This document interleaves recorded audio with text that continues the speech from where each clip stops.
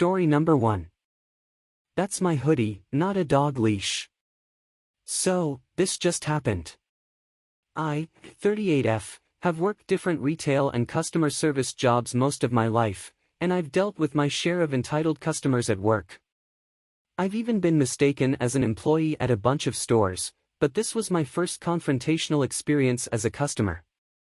My daughter and I were at Wally World getting dog food and a couple last-minute ingredients for dinner. I'm loading a large bag of dog food while trying to keep a toddler entertained when it happened. An entitled Karen appeared. Obnoxiously pink outfit. Fake gaudy jewelry. Badly dyed hair. And nails long enough to make a tiger jealous. I didn't even know she was there until I felt a sharp jab in the shoulder with those nails. I turned around to an expression that could curdle milk. I say, yes. Load 4 bags of dog food in my cart. She demanded, pointing at the 40-pound bag I just loaded into my cart. No, please, no polite would/could you, just a terse order like she was talking to someone so beneath her that she couldn't be bothered saying anything else. I wasn't even slightly resembling a worker since I was wearing jeans, sneakers, and a black hoodie from a local haunted house. Not to mention my daughter in the cart next to me. Still, I wasn't in a rush and my daughter wasn't being fussy. If Karen had asked nicely, I would have gladly helped. I've done that a bunch of times before and have always been glad to help, so long as I got a please and thank you from the person I'm helping. Instead, I just said, I don't work here, I'm shopping. I was hoping that being direct and staying close to my daughter would show that I was busy. But, no. Her lip curled even harder and sounded insulted when she said, so you're not going to help me? I just said, no, I need to finish my shopping. Not wanting to risk getting caught up in one of the many "I don't work here, lady" stories that I read, I grabbed my cart with my daughter and started walking away. I just wanted to get us away from that situation ASAP. That was my mistake. Never turn your back on a rabid animal. I barely registered Karen's indignant huff before she grabbed me by the hood of my sweater and yanked. This freaked me out from suddenly being choked. I'm someone that's been trained in self-defense, martial arts, and was raised around a bunch of bikers. If maternal instincts weren't telling me to get my daughter out of danger, I probably would have done a lot more damage to the woman than I did. I swung my arm back as hard as I could to force her to let go.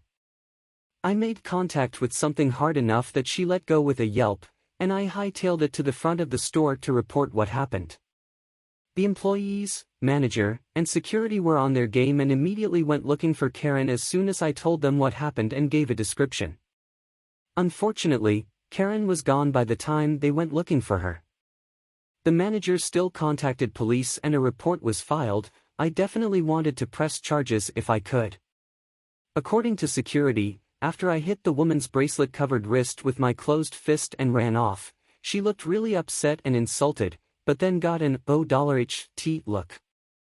She started looking around until she looked directly at a camera. Karen then grabbed her purse and sprinted out of the store, leaving her cart and groceries behind. Guess she wasn't a complete idiot after all and realized how badly she messed up. The manager promised to keep an eye out for her. The police said they would contact me if needed. My hand got bruised from how hard I hit her and she left a line on my neck from trying to choke me. My daughter had no idea that anything bad happened. She was giggling when I was running her and the cart to the front. The next day, I got a call from the officer I talked to. Either Karen grew a conscience or someone forced her to turn herself in. She showed up at the police station the next day, looking like a scolded puppy when she got there. Officer's description. Officer asked if I still wanted to press charges and said she'd likely get probation or community service. I told him that I did still want to. Part of me wonders. Did she actually feel bad? Did her husband/wife or whatever ask her why she didn't have the dog food and force her to confess? Or did she come in so she wouldn't be arrested and get a lighter sentence? I don't know. I'm just surprised that she did. Story number 2. Fire this person that doesn't work here because they can't help me. Hey everyone, got a short but sweet little story for you from the other day. So I was shopping in my city and went into a small business store there that I like to get my dice and tabletop games at. I frequent this store pretty often and have become acquainted with the owner. We chat during my visits, and as I am one of those, I put the items back on the shelves after I am done looking at them type of person. It is understandable that this lady might have confused me with an employee. Quick info, the owner only has one employee, who wasn't in that day, and the store isn't too big, easily manageable for one person alone, no uniform, just name tags. Following conversation ensues. Lady, I am looking for game, don't remember exactly. Me, don't think they have it here, but lady cuts me off. Lady, then where can I get it? Me, sorry, I don't know, but. Lady, how can you not know? Do your job and tell me. Owner, joins us due to the commotion. Sorry, is there a problem? Lady, are you the manager? Your employee here refuses to tell me where I can find game. You should fire them. Owner, looks at me, smirks, best customer care voice, "Ope, you are hired." Lady, confused. Me, catching on, "Oh, cool, thanks." Owner, you refused to help this lady? Me, sure did. Owner, you're fired. Me, ah, dang. Owner, to the lady, now what did you need again? Never seen someone look that much like a fish and then huff and puff out of a store. Honestly, one of the best encounters of my life. Thanks for reading, hope you enjoyed, smiley face. Story number 3. Once a bartender, always a bartender. As per the title. Worked in various hospitality roles, from busboy to management, but the best fun was always bartending. I haven't got the patience for it anymore, and have been out of the game for some 15 years. But, whenever I'm out, I always take the empties back to the bar, and unless the service is terrible, I always tip. It's one of the few things I still carry cash for. So a few weeks ago I was in a bar I have gone to for years, just not too often these days. A few staff and management know me, and it's a place where they just wear clean casual gear to work, no set uniform. It's my round, and I lift 3 empty glasses and an empty bottle of our table, and take them up to the bar. The manager, an old workmate of mine from years ago, who's helping the bartender, nods the knowing, "Another round?" Nod, I nod back. And then put of nowhere I get the Karen tap on the shoulder. "Excuse me, where is the ladies' room? I can never help myself here." I've always been a cheeky bastard, and my first response is one of 2 options. Over there, just follow your nose, or, sorry, no idea, I've never used the ladies' room. Is that supposed to be funny? That's no way for staff to speak to a customer.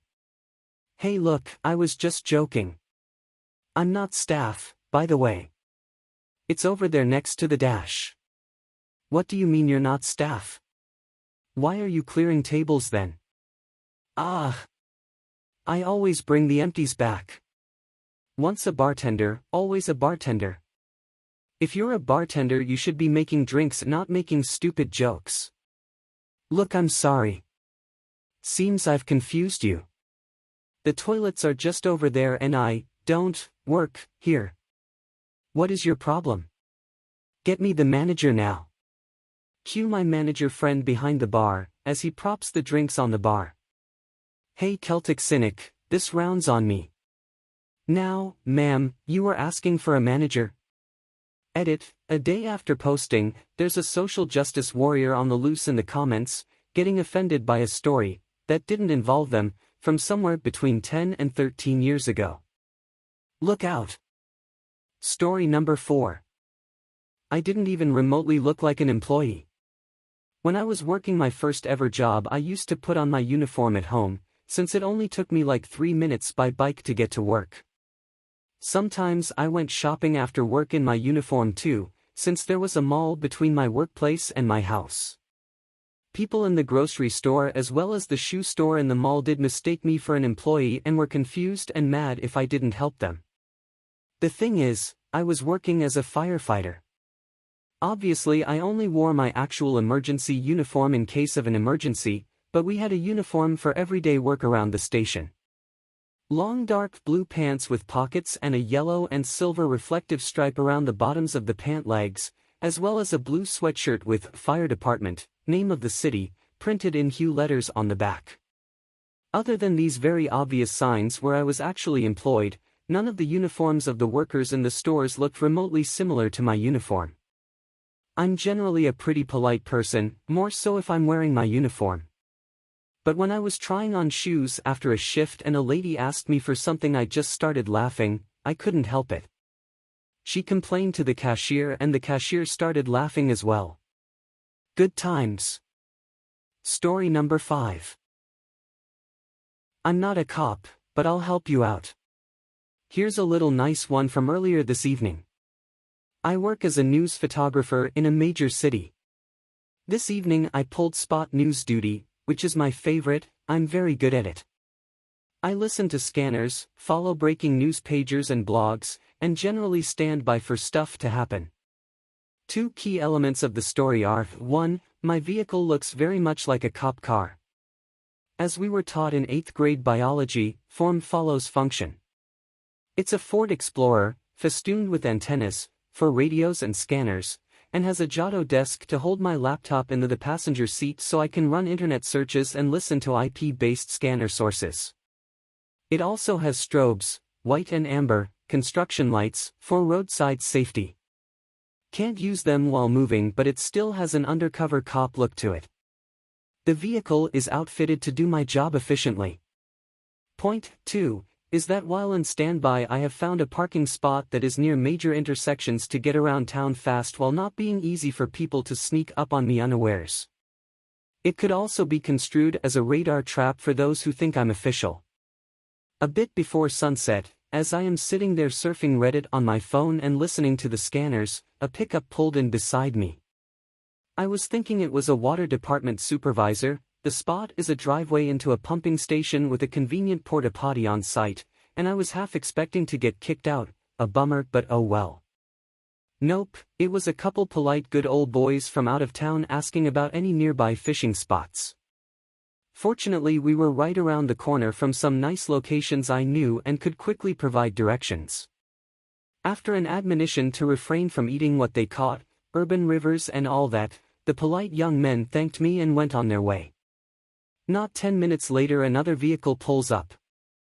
He was lost and was hoping I could help him find his way. Fortunately I was able to explain the logic behind the way the city is laid out, and within a few moments he grasped where he needed to go and off he went. I'm sure these folks think the city employs some very helpful undercover cops now, and I'm not one to dissuade their conclusions. I for one found the 2 pleasant interactions a very nice change of pace from my usual evening's activities, and I have started my weekend a bit more upbeat than expected.